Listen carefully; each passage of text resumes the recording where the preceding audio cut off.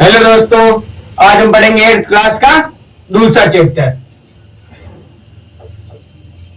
8th class chapter कौन सा है? सूक्ष्म जीव।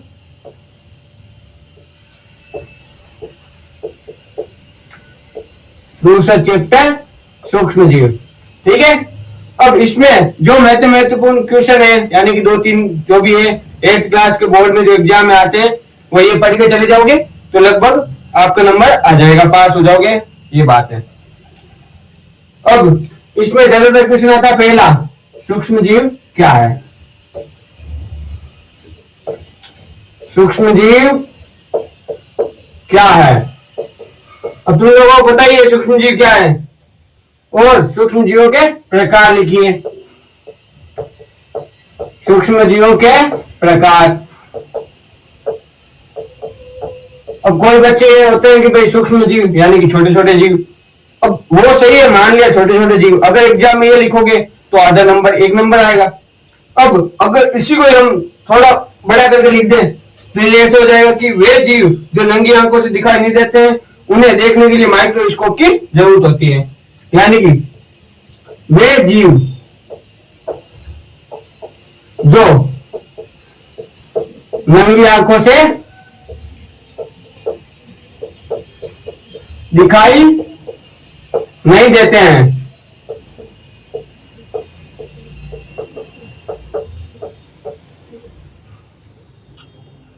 इनको देखने के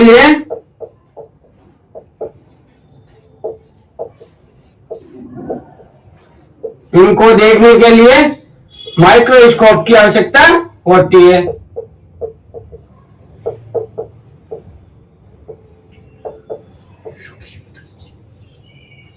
माइक्रोस्कोप की आवश्यकता होती है। अब माइक्रोस्कोप क्या है? अब मान लो जैसे कि ये एक जीव है, तुम लोगों को दिख रहा?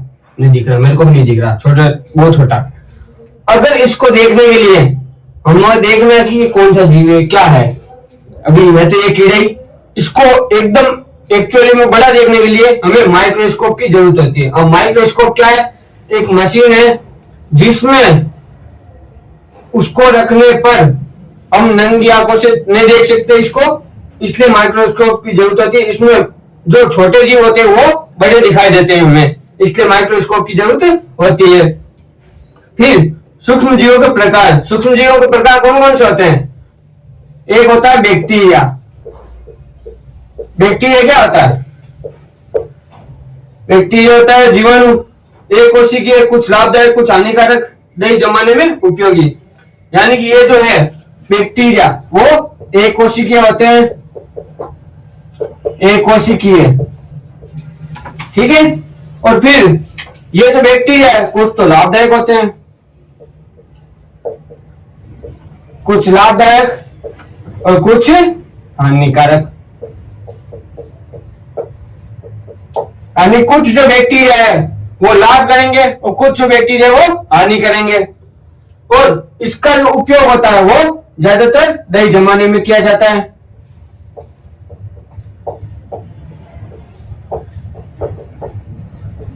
दही जमाने में किया जाता है। अब दही जमाने होता तो उसमें आप माइक्रोस्कोप से देखोगे ना तो उसके अंदर बहुत छोटे छोटे जीवाणु दिखाई देंगे, जिसको बैक्टीरिया कहते हैं। अब ऐसे सभी लोग बोलेंगे कि सर हम दही क्यों खाते हैं? वो कॉमन सेंस की बात है, सभी खाते हैं तो हम भी खाते हैं। इसमें क्या जीवाणु है वो तो आते हैं, अब क्या कर सकते हैं, इसका कोई उपाय नहीं है। और इसका जो उदाहरण है बैक्टीरिया वो है लैक्टोबैसिलस।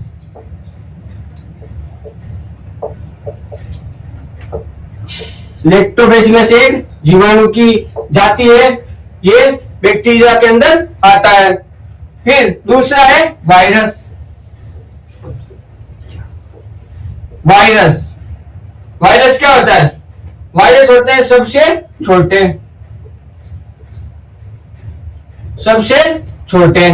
ठीक है।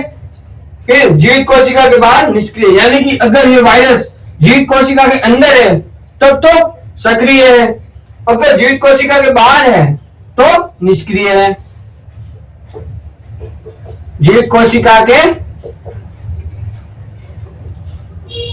बाहर निष्क्रिय, निष्क्रिय। ठीक है। अब ये जो वायरस होते हैं ये बीमारियां फैलाते हैं। बीमारियां कौन फैलाता है? वायरस। ठीक है। बीमारियां फैलाते हैं वायरस। और इसका जो उदाहरण है वो है कोरोना या पोलिया। उदाहरण कोरोना या पोलिया। कोरोना आप लोगों को पता ही है कि भाई ये अभी 2021 में मार्च के टाइम में आया था, जिस टाइम सभी के बच्चों की जो स्कूलें थी वो बंद हो गई थी और इसमें लॉकडाउन भी लगा था देश में पूरे में, और हर जगह लॉकडाउन 144 लगा दी थी। और ये पोलियो ये भी एक बीमारी है जिसमें लोग ग्रसित हो जाते हैं। फिर है तीसरा फंगस। फंगस यहां पे पढ़ लेते हैं। फंगस, फंगस क्या है? फंगस एक कवक है, कवक। रोटी पर फफूंद, रोटी पर फफूंद।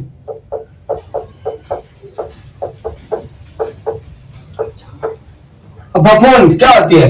आप लोग कभी कभार देखो कि रोटी अगर सूखी हुई है, कभी बहुत टाइम हो गया रोटी को, तो उस पर क्या फफूंद आ जाती है, वो काई काई आ जाती है, जैसे मारवाड़ी में बोलते हैं ना काई, वो काई आ जाती है। और फिर सड़े गले पदार्थों पर उगती है, यानी कि ये जो है फंगस वो सड़े गले पदार्थों पर उगती है। सड़े गले पदार्थों पर उगती है। ठीक है। सड़े गले पदार्थ पर उगती है। और इसका जो उदाहरण है वो है उदाहरण यीस्ट। यीस्ट एक कवक है, फंगस है। ठीक है। इसका आप 10वीं 12वीं में अगर सही पढ़ोगे तो साइंस सब्जेक्ट लोगे तो आप कवक के बारे में और फंगस के बारे में, यीस्ट पूरा डिटेल में जानोगे। अभी तो मैं क्या बताऊं, टाइम लंबा हो जाएगा, क्लास भी लंबी हो जाएगी, इसलिए ये नहीं पढ़ेंगे। अब हम पढ़ेंगे चौथा। 3 तो हो गए ये फंगस। अब चौथा हम पढ़ेंगे प्रोटोजोआ। चौथा कौन सा पढ़ेंगे? प्रोटोजोआ।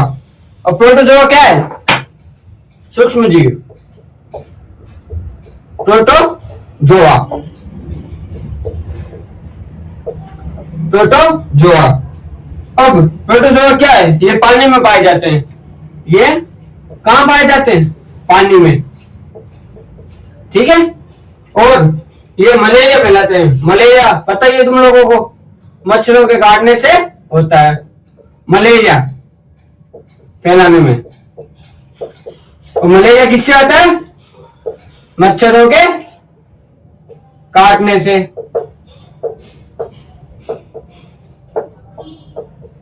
ठीक है। और उदाहरण, इसका जो उदाहरण है प्रोटोजोआ का वो है प्लाज्मोडियम। प्लाज्मोडियम। ठीक है। इसका उदाहरण होगा प्रोटोजोआ का प्लाज्मोडियम।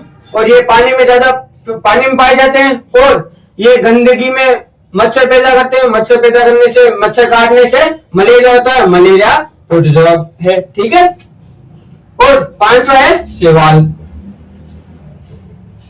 शैवाल तुम लोगों को बताइए, ये ज्यादातर नदियों तालाबों में अलग अलग गंदे पानी में पाया जाता है। ये लाल भूरे शैवाल, हरे शैवाल, नीले शैवाल, 3-4 तरह के होते हैं। ये भी पानी में पाए जाते हैं। ये भी पानी में पाए जाते हैं। ठीक है। और ये प्रकाश संश्लेषण करते हैं। शैवाल क्या करते हैं? प्रकाश संश्लेषण। प्रकाश संश्लेषण कौन करता है? शैवाल। ठीक है। अब इसके जो लाभ है, सूक्ष्म जीव के लाभ, सूक्ष्म जीव हमारे मित्र होते हैं। सूक्ष्म जीव हमारे मित्र होते हैं। मित्र कैसे होते हैं? मित्र होते हैं कि भाई ये हमारे फसल में बहुत ज्यादा लाभदायक होते हैं और ये अलग अलग तरह से हमें फायदा करते हैं। फिर सूक्ष्म जीवों के लाभ, अब हम पढ़ेंगे सूक्ष्म जीवों के लाभ। ठीक है, यहां तक सबको समझ आ गया? चलो हम पढ़ते हैं अब सूक्ष्म जीवों के लाभ।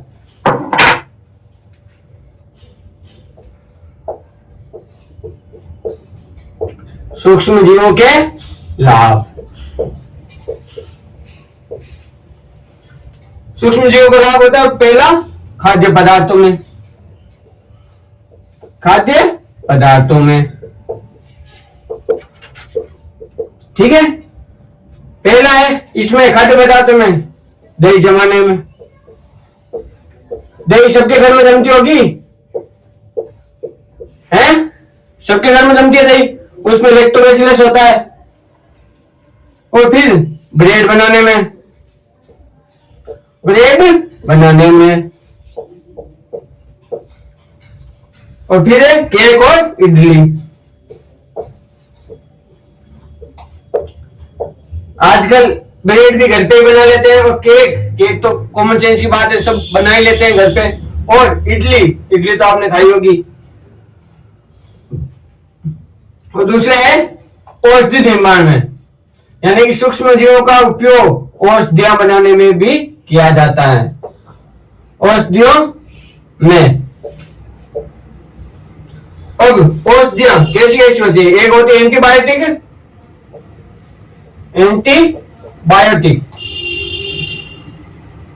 और दूसरी होती है पेनिसिलिन, पेनिसिलिन। ठीक है, एंटीबायोटिक और पेनिसिलिन, ये दो प्रकार की औषधियां होती है। इनमें ये औषधियां बनाने के लिए सूक्ष्म जीवों का उपयोग करता है, और ये हमें लाभदायक भी है। और इसकी जो खोज है, औषधियों की खोज अलेक्जेंडर लेमिंग ने की थी। यहां पे लिख देता हूं मैं, इसकी जो खोज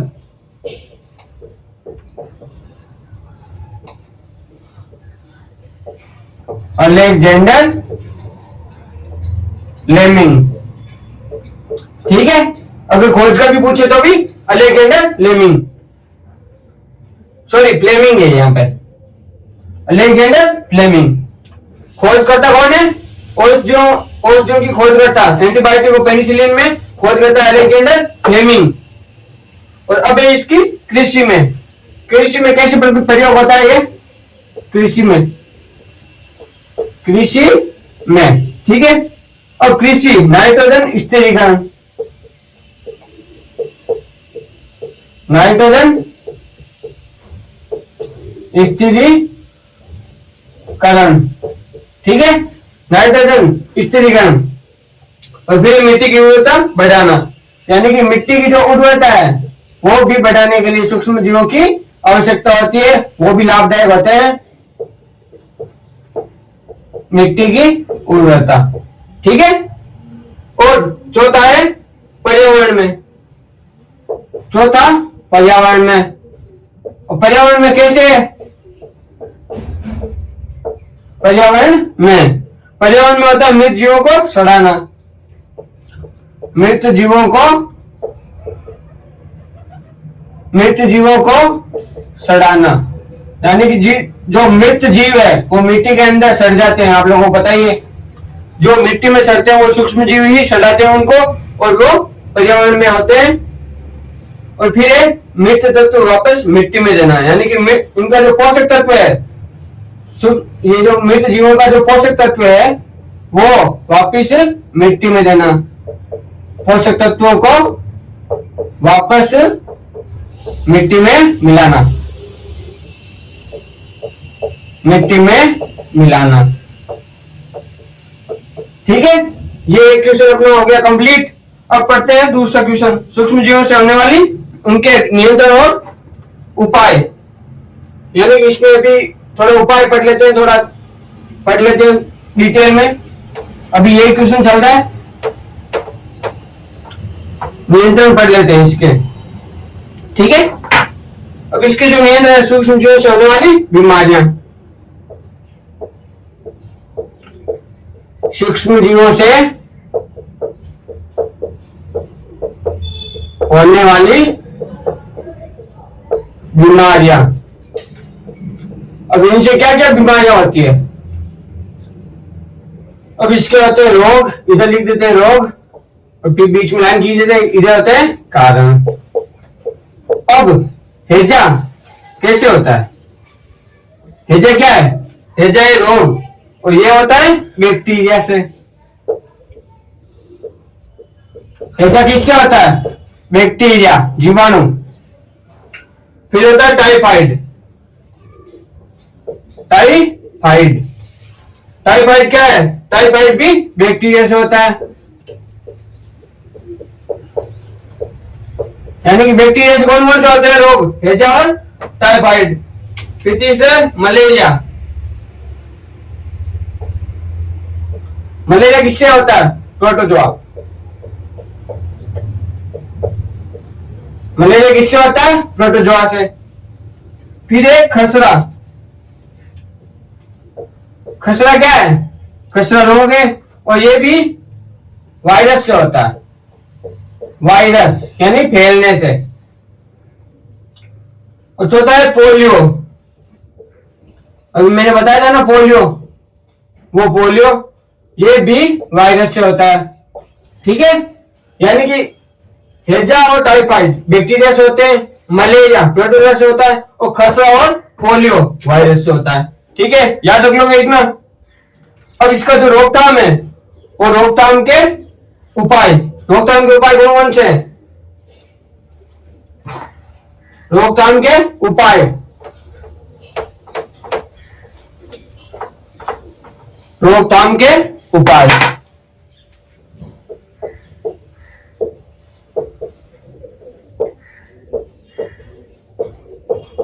रोकथाम के उपाय, उपाय में क्या है? पहले हमें साफ सफाई रखनी है, यानी कि अगर घर के पास कोई गंदगी कूड़ा कचरा पड़ा है तो उसको साफ करो, जिससे क्या वायरस ना आए, विषम ना आए, रोग ना फैले, मच्छर ना आए। मच्छर आते हैं हमें काटेंगे तो मलेरिया होगा। और फिर उबला पानी, यानी पानी को थोड़ा उबाल कर पियो, गर्म करके पियो, जिससे क्या उसके बैक्टीरिया, पानी में जो बैक्टीरिया रहते हैं वो मर जाए। फिर होता है टीकाकरण। टीकाकरण यानी कि टीका लगाया जाता है पोलियो के लिए और अलग अलग रोगों के लिए टीका भी चलता है। जैसे कोरोना में अपने वैक्सीन लगी थी, तो इस हिसाब से पोलियो में टीकाकरण होता है। और फिर होता है मच्छरों से बचाव, यानी कि मच्छर नहीं होने चाहिए। क्या नहीं होने चाहिए? मच्छर, मच्छरों से बचाव। ठीक है, अब हम पढ़ेंगे दूसरा प्रश्न, खाद्य संरक्षण क्या है, और खाद्य संरक्षण की विधियां लिखिए। ठीक है, एक क्वेश्चन कंप्लीट हो गया सूक्ष्म जीवों वाला। और अब हम पढ़ेंगे दूसरा चैप्टर, ये अभी दूसरा चैप्टर में पढ़ेंगे हम खाद्य संरक्षण क्या है। खाद्य संरक्षण, खाद्य संरक्षण क्या है और खाद्य संरक्षण की विधियां, खाद्य संरक्षण और इसकी विधियां लिखिए।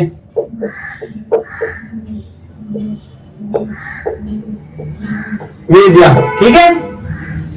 अब खाद्य संरक्षण, भोजन को लंबे समय तक खराब होने से बचाना। खाद्य संरक्षण क्या है? यानी कि जो भोजन है वो उसको लंबे समय तक अच्छा, सुरक्षित और स्वस्थ रखना, जिससे बचा रखे, जीवाणु नहीं फैले उनके अंदर। जीवाणु फैलते हमारे शरीर को नुकसान पहुंचाएंगे।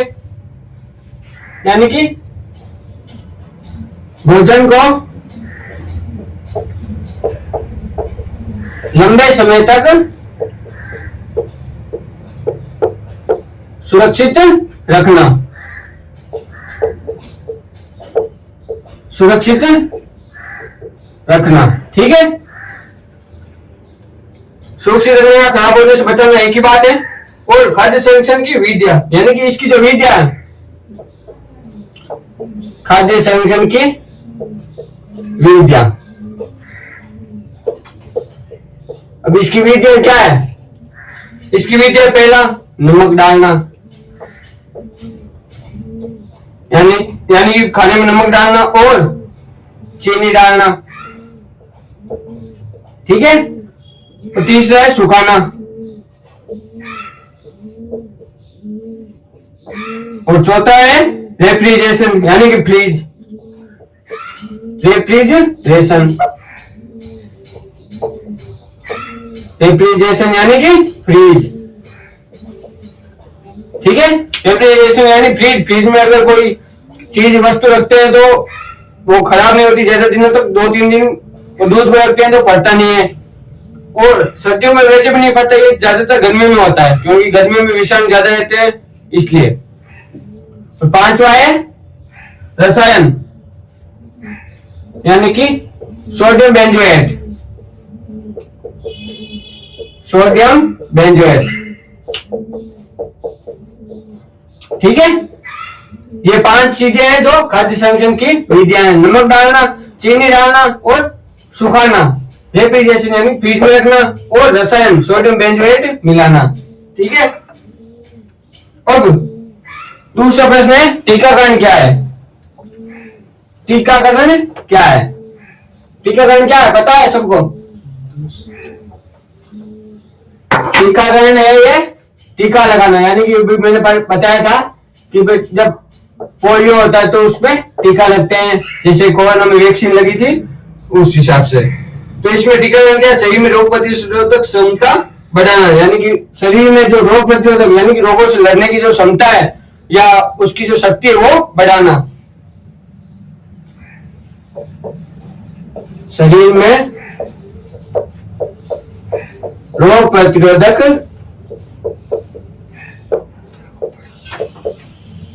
क्षमता बढ़ाना। ठीक है, फिर मृत या कमजोर सूक्ष्म जीव डाले जाते हैं, यानी कि इसमें मृत और सूक्ष्म जीव डाले जाते हैं। मृत और कमजोर यानी कि जो लगभग अधमरे या मरने के लायक में हो वो सूक्ष्म जीव डाले जाते हैं। ठीक है, और भविष्य में बीमारी से सुरक्षा, यानी कि अगर भविष्य में बीमारी होती है तो उससे सुरक्षा मिल जाती है। भविष्य में सुरक्षा, बीमारी से सुरक्षा।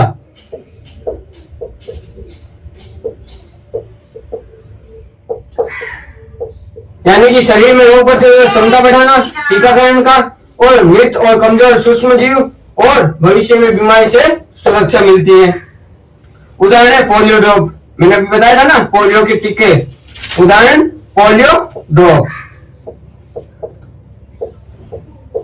ठीक है, चलो आज के लिए इतना ही। अब हम पढ़ेंगे कल तीसरा चैप्टर जो आप लोगों की परीक्षा में आएगा। धन्यवाद, जय हिंद।